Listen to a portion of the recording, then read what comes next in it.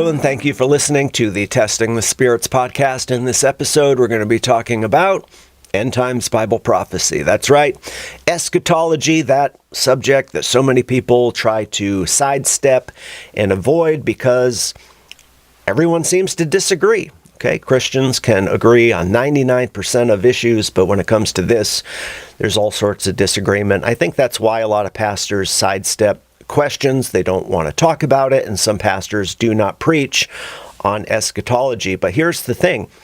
This is the return of Christ. This is Bible doctrine. We have to preach the whole counsel of God. But at the same time, let's be gracious because there is so much disagreement. We're not going to be condemning people who hold to different viewpoints. But in this video, this podcast, depending if you're listening on Spotify or YouTube, in this podcast, I'm going to be defending some of my teachings because I've got some pushback. So I'm going to tell you what I believe and why. But that's my starting point, that we're going to be gracious. If you condemn some, there's two extremes. I've known people that are pre-trib, and they say, if you're not pre-trib, you're not even saved. Okay, no, that's an extreme, and I don't support that at all. And then there's other people who say, well, if you are pre-trib, you're a heretic if you're pre-trib, or if you're post-trib, you're a heretic, or you're this, or you... No, we do not go there when it comes to this subject. There are teachings that are beyond the pale, okay? There are things that are crossing the line when it comes to Bible prophecy. Setting a date for the rapture, saying that God told me the rapture is going to happen June 2nd, 8:42 p.m., 2025. Okay, that enters into the realm of false teaching. Full preterism, saying that Jesus already came back, that the entire book of Revelation, even the new heaven and new earth, it's all been fulfilled. Full preterism. I mean, that people do consider heretical. But other than those two things, whatever your view is of Bible prophecy, pre-trib, post-trib, mid-trib, post-trib, pre-wrath, amillennial, post-millennial, premillennial, we're not condemning anybody. Okay, so I believe that this saying applies. Maybe you've heard this. Someone once said, in the essentials, unity, in the non-essentials, liberty, and in all things, charity. So that's my starting point when we talk about Bible prophecy. We can have liberty to maybe see things differently. And if you disagree with me, I think you're wrong, but I still think you're a brother in Christ, and hopefully you'll extend that same charity. Okay, let's get into it.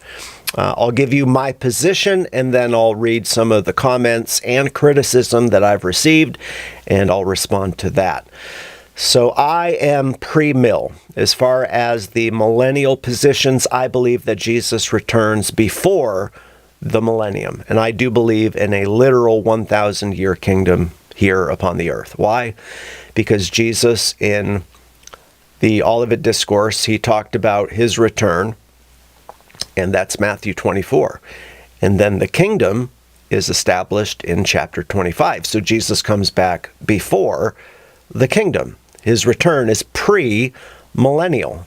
The term millennial refers to the 1,000 years. Okay, that's what Revelation 20 says. Now, some people say, well, 1,000 years, that's symbolic language. Well, John writes it, and he's getting this revelation from Jesus. He mentions 1,000 years 6 times. So I believe it's literal. That's the plain reading of the text. So that's Revelation 20, and the return of Christ is in Revelation 19 before the millennium. So Jesus comes back in Matthew 24. The kingdom is set up in 25. Same thing in Revelation. Jesus comes back in Revelation 19. The kingdom is set up in chapter 20. Therefore, the return of Christ is pre-millennial. Okay. I'm not going to say I'm dogmatic, but I'm pretty close to being dogmatic on premillennialism. When it comes to the rapture, however, I am not dogmatic when it comes to the timing of the rapture. Some people don't know this, but there are Christians who are amillennial and postmillennial, and they don't believe in a rapture at all. So this debate over the rapture is really amongst premillennialists. So I lean pre-trib, okay? I can see how the mid-trib position could work, or the post-trib pre-wrath. That's similar to mid-trib, and I can see that, but I lean pre-trib, and I teach the pre-trib position, telling people that I'm not dogmatic. This isn't a point of dogma like the resurrection of Christ. Okay, you have to be a Christian, you must believe in the resurrection. You must believe in the deity of Christ. The pre-trib rapture is not at that level. So we could be wrong. If you're post-trib, you could be wrong. But you need to have a position. You need to, and every pastor, like I said, I think every pastor does have a position. They just sometimes don't want to talk about it. Maybe they're not certain, and they don't want to preach on it because they're not certain. But, I mean, if you're a pastor, you should know what you believe. But I lean pre-trib, and I lean pre-trib for the following reasons. 1 Thessalonians 4 is that classic rapture passage, and chapter 4 is before 1 Thessalonians 5, where Paul talks about the tribulation or the day of the Lord. So the layout in 1 Thessalonians, the rapture comes before the tribulation. So again, 1 Thessalonians 4, 13 through 18, Paul mentions the rapture. The saints are caught up to meet the Lord in the air. That's what the word rapture means. The very next words out of Paul's mouth in chapter 5, and remember, there are no chapter divisions in the original letter. The next words out of Paul's mouth are concerning the timing, and he says, well, you know that the day of the Lord so comes as a thief in the night. So it seems that the rapture triggers the day of the Lord, which is the tribulation period, because Paul mentions when they say peace and safety, then sudden destruction comes upon them like labor pains upon a pregnant woman. And that term labor pains directly connects it to Jesus talking about the tribulation in Matthew 24. So if you look at 1 Thessalonians 4, the rapture is before the tribulation in chapter 5. Also, in Revelation 3:10, in verses 10 and 11, Jesus says that I will keep you from the hour of trial, which is coming upon the whole world. That is a prophetic statement. He's talking to the church in Philadelphia. So some people say, well, that's the first century. And yeah, but it's a prophetic statement because Jesus says in verse 11, behold, I'm coming quickly. So he's talking about the context of his return, the end times. And he says, to the faithful church, I will keep you from the hour of trial that is coming upon the whole earth. That all, along with 1 Thessalonians, it all lands towards the pre-trib position. Also in Revelation, the book of Revelation, chapters 2 and 3, right, the church is talked about as being on earth. In chapters 4 and 5, John sees the church in heaven as represented by the 24 elders. If you read commentaries, almost all commentators agree the 24 elders represent the redeemed or the church. So John is caught up in Revelation 4. At the sound of a trumpet, sounds like it might be a type or a foreshadow of the rapture. And he sees the church in heaven. And the church is in heaven before chapter 6, which is the beginning of the tribulation. So the church is in heaven before the tribulation starts, if you look at the book of Revelation. Also, Paul in 1 Corinthians 15 reveals the rapture. He calls it a mystery. So this is something new that was previously unknown in Old Testament times. But the second coming of Christ, the second advent of Christ to the earth, in Matthew 24, that's a separate event because the advent of Messiah to earth to reign as a conquering king was very well known in the Old Testament. So the rapture is a new event that Paul is revealing. That's why he calls it a mystery. And that's what I'm saying. This coming of the Lord in Matthew 24 is not the rapture. It's the second advent of Christ to the earth. In the rapture, Jesus doesn't come to the earth. He comes to take believers to the place that he prepared, as he said in John 14. Behold, I go to prepare a place for you, and if I go and prepare a place for you, I will come again and receive you unto myself, that where I am, there you may be also. So Jesus is going to come, and he's going to take believers to heaven.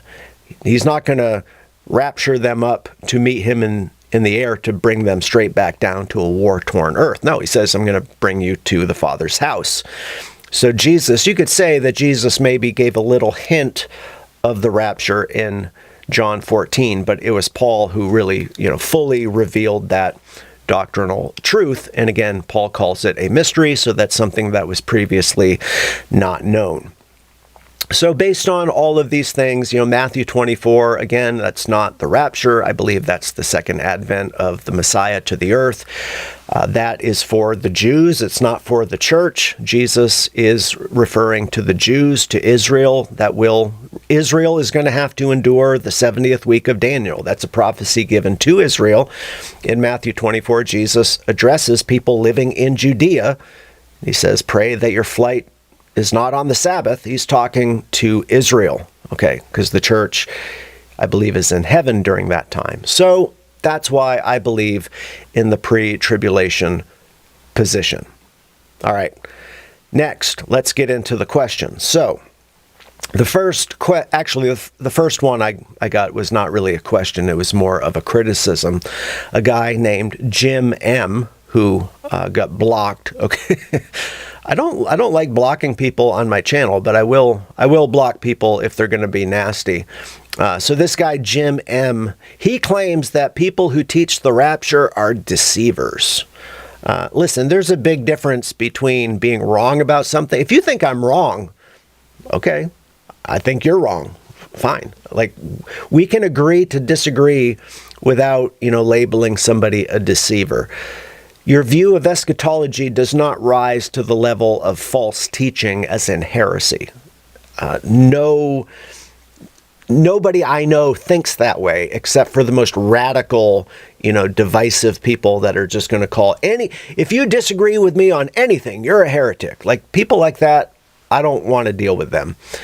Now, there are some people, the opposite extreme, where they defend heresy and they don't care about heresy. That's an extreme we've been dealing with on this podcast a lot. But people who just label someone a heretic for just any old reason, no, there's a big difference between being wrong and being a deceiver. But this guy, Jim M., who, again, is blocked because I'm just not going to deal with people like this, he says that anyone who teaches the rapture is a deceiver, and he condemns them. Okay, well, let's just deal with what he said for a moment.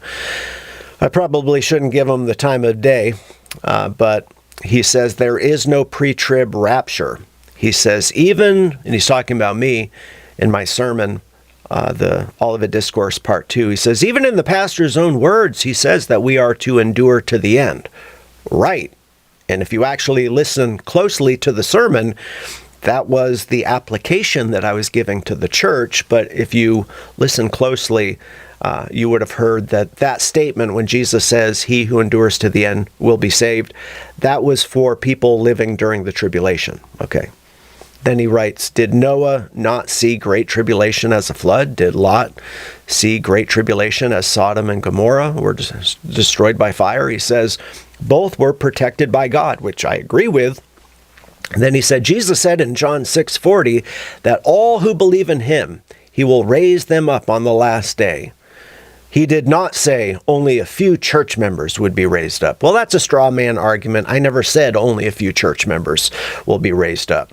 So he then says, those who teach the rapture theory have zero scriptures that support it. I already gave a scripture, Revelation 3:10 and 11. Jesus says, because you have kept my command to persevere, I also will keep you from the hour of trial, which shall come upon the whole world to test those who dwell on the earth. Behold, I am coming quickly. Now, someone can say, yeah, but that's not just pre-trib, that applies to the mid-trib position. Okay, I mean, if that's what you're convinced of, fine. I'm not going to condemn you, but don't condemn somebody over this doctrine of the rapture. If you think I'm wrong, pray for me, but this is an area where Christians disagree. Good brothers and sisters see it differently. And again, the first argument I made for the pre-trib rapture, 1 Thessalonians 4, is the rapture. 1 Thessalonians 5 is the tribulation. So the rapture is before the tribulation. Okay, so moving on. He was just looking to condemn people who disagree with him, so I'm just not going to waste my time anymore on people like that. However, if someone is respectful and they ask a question, let's say they respectfully disagree and they say, well, what about this passage? What about this? That's fine. So I will address that. Here's another question from Tim F. Okay, Tim F. says, hi, Pastor Grant.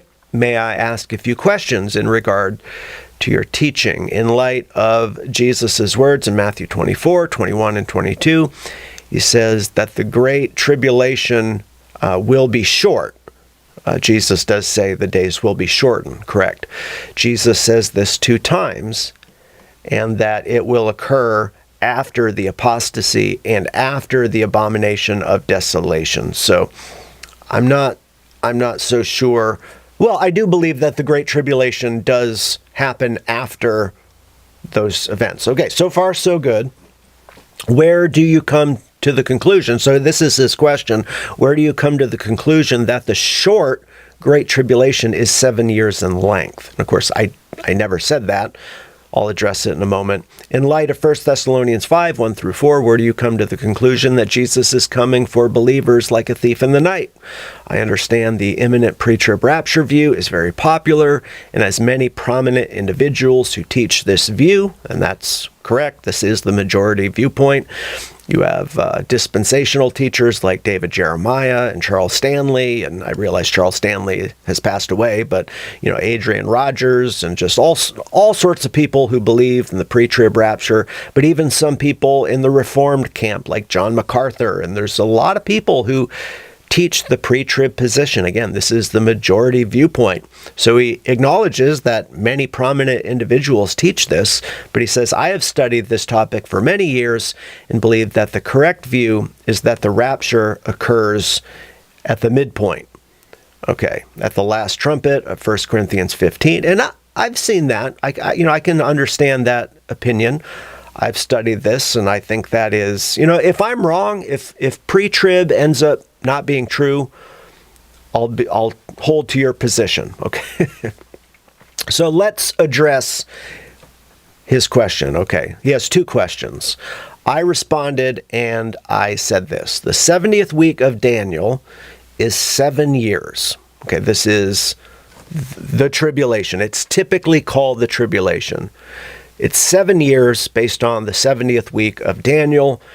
But I said the Great Tribulation is only the final 42 months, which could be cut short based on Jesus' words in 1 Thessalonians 5. So the point is, I never said that the Great Tribulation is the entire 7 years. No, the Great Tribulation is the final 3.5 years, 42 months. And that time period could be cut short, but I don't know. I mean, I'm not sure that it's going to be cut in half or anything like that. And then I mentioned how in 1 Thessalonians 5, there were no chapter divisions in the original letter, which we mentioned. So Paul is speaking about the rapture in 1 Thessalonians 4, 13 through 18. And then the next words out of his mouth are concerning the timing, which he says, the day of the Lord, which begins immediately after the rapture, it happens as a thief in the night. So I said, Paul's words, based on Paul's words, the rapture in chapter 4, I believe, triggers the day of the Lord, or the tribulation. Therefore, the rapture is imminent. It is imminent, which is why believers are consistently, and there's just a variety of passages where believers are told to watch and be ready. Then, at the midpoint of these 7 years, you have the abomination of desolation, which begins the final 42 months, which is the Great Tribulation. I told him, I can see where you're coming from, the mid-trib view or the post-trib pre-wrath view, which is sort of like mid-trib, a variation of that. I said, I can see that, I understand it, but in the layout of 1 Thessalonians 4 and 5, I believe the rapture is happening before the tribulation. Also, in Revelation chapters 4 and 5, John is caught up and sees the church, represented by the 24 elders, depicted as already being in heaven. Then the tribulation begins in chapter 6. So hopefully this all clears up a few things. And maybe you still disagree with me.